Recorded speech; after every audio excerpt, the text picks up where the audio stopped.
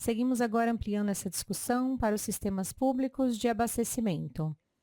Convidamos agora a engenheira Rosemar Augusto Pereira, engenheira civil, possui experiência nas áreas de engenharia sanitária e saneamento básico e na atuação e atua na integração entre engenharia, tecnologia, dados e soluções voltadas à gestão dos sistemas de abastecimento e ao desenvolvimento de cidades mais inteligentes. Sua apresentação nos permitirá observar como inovação, tecnologia e informação podem contribuir diretamente para uma gestão mais eficiente da água. Rosemar apresentará o tema Gestão Inteligente da Água em Sistemas Públicos de Abastecimento. Rosemara, seja muito bem-vinda, a palavra é sua. Obrigada Maria e Asdrubal pelo convite. É um prazer estar aqui, porque a gente divide muitas informações, Maria Asdrubal, eu sempre que ela convida, eu sei que é algo muito positivo, né? E eu gosto muito de dividir o que eu aprendo na prática, o que eu pesquiso, e eu falei, vai ser uma oportunidade incrível. Eu vou falar um pouquinho da experiência prática, que eu estou vindo pela empresa, mas eu gosto muito da pesquisa, e da experiência na prática, atuando na área de gestão de sistemas de abastecimento há mais de 25 anos. Então, eu quero dividir um pouquinho com vocês e vai ter muita sinergia com tudo que eu ouvi de manhã. É muito interessante a gente trabalhar isso junto, né? E, para mim, quando a gente fala em cidade inteligente, é impossível ter algo inteligente que reúna pessoas se eu não tiver algo inteligente em torno da água, porque não tem uma coisa que a gente não viva sem do que a água, né? Eu acho que a gente vive sem celular, a gente vive sem energia, a gente vive sem qualquer coisa, mas a gente não vive sem água, né? Então a gente defende muito isso. E o nosso propósito, né, na Monitor, o que que é? É tornar as cidades mais inteligentes, sustentáveis e eficientes, melhorando a qualidade de vida das pessoas. E a gente, além da engenharia, a gente trabalha muito com projetos sociais também. Eu assisti a palestra, acho que foi do professor que está do lado da Alejandra, que eu gostei muito de manhã, muito nesse foco, né, da justiça, e eu acho que a gente, como profissionais e cientistas da área, tem que pensar dessa forma, né, porque senão a gente está contribuindo com a injustiça, né, com a injustiça nesse sentido. A gente trabalha muito com os desafios urbanos, mas hoje o que que eu quero falar? A ideia é uma ênfase aqui nesse aspecto, nas perdas de água, né? Porque a gente está aqui falando muito de como preservar a água. É importante, sim, é importante. Mas e o que se perde? Né? Que a gente já gastou para tratar, já captou, já tirou de um manancial e se perde ao longo do caminho. Esses números são assustadores. Creio que muitos daqui conheçam, né? Por ser um problema muito sério. Mas eu quis trazer, antes de entrar nos números assustadores de perdas e dividir um pouquinho esse assunto, o grau de segurança hídrica no Brasil. Até de manhã ainda, né, o professor falou que a gente pensa que tem água abundante no país e que no norte, lá a gente não tenha problema. Isso também é a gente tem que desmistificar isso, né? A gente vê aí essas partes em vermelho, né? A gente tem um grau mínimo de segurança. Eu dei um zoom ali na região aqui de São Paulo, que abarca aqui a nossa região, né? A gente está ali todo na faixa de grau de segurança mínimo, né? E assim, eu acho que para trazer isso ainda mais à vista para a gente, eu trouxe uma informação aqui para a gente, porque quem vê de fora fala, o Brasil é um país abundante de água, né? O Brasil, visto como um todo, a gente tem mais de 20 mil metros cúbicos por habitante ano. Mas como isso está distribuído no nosso país, né? A gente tem situações aqui que é onde nós estamos na região mais crítica do país. Nós estamos numa região, só não estamos mais crítico que a bacia do Alto Tietê, em São Paulo. Né? A gente tem uma disponibilidade aqui de 408, desculpa, metros cúbicos ano por habitante na nossa região. né, na bacia do Capivari Jundiaí. E se a gente se compara a Israel, Israel está um pouquinho melhor, acreditem. Né? Então a gente tem uma falsa ilusão que não vamos ter problema de água. A gente acha aí que aí vem um problema sério de governança mesmo. Ah, captou, eu estou dando conta aqui de abastecer, vamos construir mais estações de tratamento, vamos construir mais centros de reservação, tá? E água para alimentar isso tudo? Não temos, né? Então essa falsa ilusão é uma coisa que eu quis trazer antes de abordar as perdas. Porque muito se fala assim, é um problema inerente aos sistemas de abastecimento. A gente não pode aceitar isso. E eu falo isso não com prepotência, longe disso, mas com propriedade de quem vem trabalhando isso há mais de 20 anos, e eu sei que com dedicação, empenho, governança, é possível sim melhorar esses números, né? Então, o que eu quero trazer? É um pouco de excesso de informações nessa imagem, mas eu acho que se a gente não olhar isso junto, a gente não consegue entender a dimensão disso. No Brasil, a média, a gente tem essa média de 40%. Né? É um número muito alto se a gente pegar isso em milhões de metros cúbicos de água desperdiçados. Desperdiçados pegou lá na captação, tirou de um corpo hídrico, trouxe para tratamento, gastou produto químico, gastou energia, gastou recurso humano, colocou na rede de distribuição e isso não chegou num cliente final. A única coisa que pode estar mascarando um recurso hídrico são eventuais fraudes e eventos de uma submedição nos equipamentos que quantificam isso. Mas a parcela disso normalmente é muito pequena em relação ao todo que se quantifica as perdas. Né? E aí a gente tem essa classificação de estados com perdas muito altas, perdas altas, e pouquíssimos estados com perdas abaixo de 25%.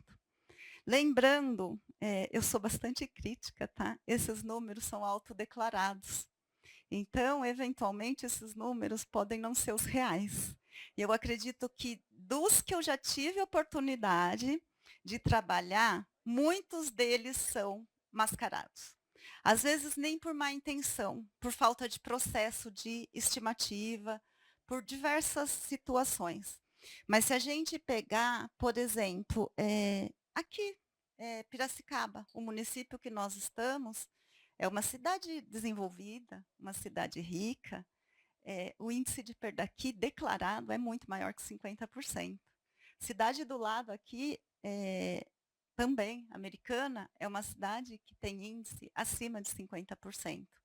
É um valor muito alto, muito alto. E aí alguém pode me falar, mas é inerente aos sistemas? Não é, não é. E eu tenho casos, aqui não vai dar tempo da gente aprofundar, casos de municípios, a gente tem municípios aqui da região com critérios de verificação de consistência que está muito abaixo disso. A gente tem Limeira, que é uma boa referência. Eu trabalho há bastante tempo em projetos e apoiando a operação do sistema de abastecimento de São Caetano do Sul, é outra referência, desse eu posso falar com bastante propriedade. Hoje nós estamos lá com 15% de perdas. Então não é uma ilusão achar que é possível reduzir perdas. É uma questão de aplicar o conhecimento adquirido, as experiências internacionais. Né? A gente tem uma referência internacional, que é a IWA, que é muito forte. O LENEC de Portugal tem material incrível, incrível. A gente tem materiais do LENEC de Portugal, assim, que dá diretriz para qualquer município, sem pagar consultoria. Entendeu? Que dá para praticar ações sem investimentos fabulosos, que dá para reduzir perdas. Né? O que a gente precisa é de governança. Acho que várias pessoas falaram do problema da governança aqui, e se aplica a tudo, né, quando o assunto é água. Né? Então, eu quis trazer esse gráfico, que ele tem todas essas informações, ele tem essa meta de reduzir para 25%. Até 2033, segundo o novo marco. Eu não vejo isso como factível, estando a todo esse tempo, não vejo como factível, acho que É uma ilusão pensar, pode até ser que alguns municípios cheguem, mesmo com essa onda de privatização, né, que eu acho que é um assunto, né, não sei se favorável ou não, depende de como é a gestão, né, mas, para mim, eu vejo esses números há 20 anos e toda vez que eu olho eu continuo achando eles assustadores, porque a gente não vê uma evolução significativa no sentido de positivo, né. Então isso é muito preocupante, eu acho. Eu tentei sintetizar aqui, porque a Maria falou que nosso tempo era curto, mas, eu quis trazer esses números e mostrar para vocês o quanto a gente tem de desperdício aqui, que aliado a tudo que a gente vem falando da sustentabilidade, a gente tem condições sim, de melhorar, de aumentar a eficiência nossa, pensando isso aliado à parte sustentável. Teve um colega, acho que o Aire, né, que falou, e é muito verdadeiro, trabalhando com o pessoal na gestão mesmo do saneamento, eu sou engenheira, tá, mas essa visão da engenharia pura de que, o investimento é da infraestrutura para cá, do rio para lá não é com a engenharia. Mas se não tiver, condições de captação, que água que eu vou tratar, que água que eu vou distribuir, né, é um outro problema também, que a gente tem que pensar. Aí evoluindo, eu vou entrar um pouco na parte da gestão de inteligência da água que a gente quer trazer aqui, mas, a gestão inteligente da água, o que que eu falo? Não é só isso, eu vou abordar, uma forma que eu julgo extremamente importante e relevante, e recursos de inteligência que a gente pode aplicar a partir do que vem sendo gerado hoje, por meio das tecnologias disponíveis e não utilizado. Hoje, uma quantidade massiva de dados é gerado, de todos os lados. Tem dados, de monitoramento de sistemas, tem dados de micromedição dos imóveis, tem dados de qualidade. Só que, normalmente, pela falta de governança e processos estruturados, essas informações não são consumidas de forma adequada. Então, essas informações se perdem de forma isolada. Né.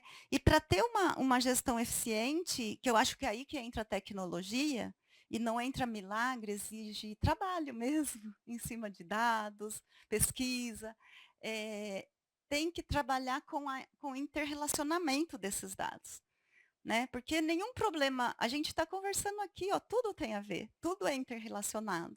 Então a gente não vai chegar numa solução de um problema complexo, como é a gestão da água numa área extremamente urbanizada, se a gente não interrelacionar todas as temáticas envolvidas, né. Então, que nem o que o Asdrubal mostrou de manhã, você tem que tratar pela bacia, não adianta eu querer tratar a gestão de água ali isolado de um município, né. A gente fala, esse exemplo que eu dei de São Caetano, ele não tem local para captar água, ele compra água de outra companhia, entendeu? Ele compra água da Sabesp, porque no limite geográfico dele não tem um ponto de captação, né, na bacia dele não tem condições. A água que eles recebem é do Cantareira e do Alto Tietê, se eu não me engano, eu acho que é do Alto Tietê. Então, se a gente não aproveitar, tá, existe a tecnologia, existe o dado, já foi, gasta um recurso com isso, e se não usar isso da melhor forma para deixar o sistema inteligente, não existe gestão baseada no sentimento, porque muitos dos sistemas de abastecimento hoje são geridos, eu brinco, pelo coração, de forma empírica. Não é pela razão, não é pela necessidade, né. Então, assim, eu quis trazer esse gráfico, é muito do que esse fluxo, assim, de informações que são disponíveis, mas a gente só chega em decisões inteligentes se a gente pensar no todo. E além desse todo, é a gente pensar no ambiental também, né. Eu gostei muito de todas as apresentações, da fala dele de manhã, que é exatamente da inteligência artificial. Não tem inteligência artificial que faz milagre, né, se a gente não tiver a inteligência e a vontade, a governança e a vontade política ali em cima, né. Então, para para discutir, para a gente falar um pouco, que eu acho que isso é a gestão inteligente da água. Porque IA, máquina, banco de dados, a gente já tem. O que não, o que impede disso estar trazendo resultados de fato para a gente? É algo muito antes negligenciado. Eu preciso de sensibilização, participação, conscientização e ações de fato. Porque às vezes, eu estou sensibilizada, tem perdas, tá, mas o que que a gente está participando e agindo? Mas eu não estou dizendo a gente cidadão só não. Eu estou dizendo os governantes, a governança, quem tem poder ali de agir, de investir, né? Às vezes participação até dos próprios, aí eu acho que tem sim uma responsabilidade dos próprios colaboradores de uma organização de saneamento. Porque se eles não estão ali ativos para contribuir nessa ação, eu já vi pessoas que trabalham no saneamento, é um vazamento pequenininho, podemos deixar lá. Só que se está aflorando um vazamento pequenininho, imagine quanto ele não está lá dentro, né? Aí para falar de perdas isso vai longe. Mas assim, então o que que eu acho? Que essa premissa é muito negligenciada, né? Esses aspectos de sensibilização, participação, conscientização, ações e principalmente eu chamo muito de educomunicação, né? Se a gente pegar a educomunicação, o que que é? É comunicar o que se conhece de fato e aplicar o conhecimento na solução, né. Então tem que ter um trabalho, assim, eu acho que muito intenso, dentro dos comitês, esse trabalho de forma, conjunta, sabe. Eu não sei, assim, aí eu tenho essa dificuldade mesmo como atrair, porque as pessoas que têm o poder de decisão não são os que têm interesse de estar lá numa reunião do comitê, quando a gente fala de perdas. Né. Aí vai uma pessoa que tem boa vontade, está preocupado com o tema, mas ela não tem o poder mesmo, por mais que ela esteja sensibilizada, consciente, ela não consegue chegar no decisor que vai falar: "Precisa investir nisso", né. Então, a temática de perdas, eu acho assim, dá pra gente, eu brinco com a Maria, dá para fazer um evento do dia inteiro, trazendo casos, formas de ação. Mas na essência, eu acho que a gente tem esses números assustadores no Brasil e no mundo, assim, tem outros países com um número muito alto, mas tem países que isso é muito baixo. Então, se em outros lugares tem, a gente pode também, né. Eu brinco também que se gás só vaza de vez em quando, não posso falar que não vaza, mas se gás não vaza, é uma rede pressurizada como a rede de água, né. Lógico que a gente não vai ter um investimento como a rede de gás, mas não precisamos ter uma perda de 40% no país, né. Então acho que é essa mensagem que eu queria deixar, e dividir com vocês, e deixar assim que é possível porque eu venho em alguns municípios que a gente trabalha, eu gosto muito de citar São Caetano, porque eles levam esse problema muito a sério. Tem um problema e não é um problema, tem uma situação de governança que força isso, né, mas se a gente pensar, só vai levar a sério quando mexe no bolso, por que força isso? Porque eles pagam pela água bruta deles. E aí leva a isso, mas eles é um caso real de sucesso que dá para chegar lá, né. Então acho que era essa mensagem que eu queria passar, não sei se fui clara, mas aí eu vou estar por aqui, a gente pode, eventualmente, se vocês tiverem mais alguma dúvida, tá? Mas acho que é isso. Obrigada, gente.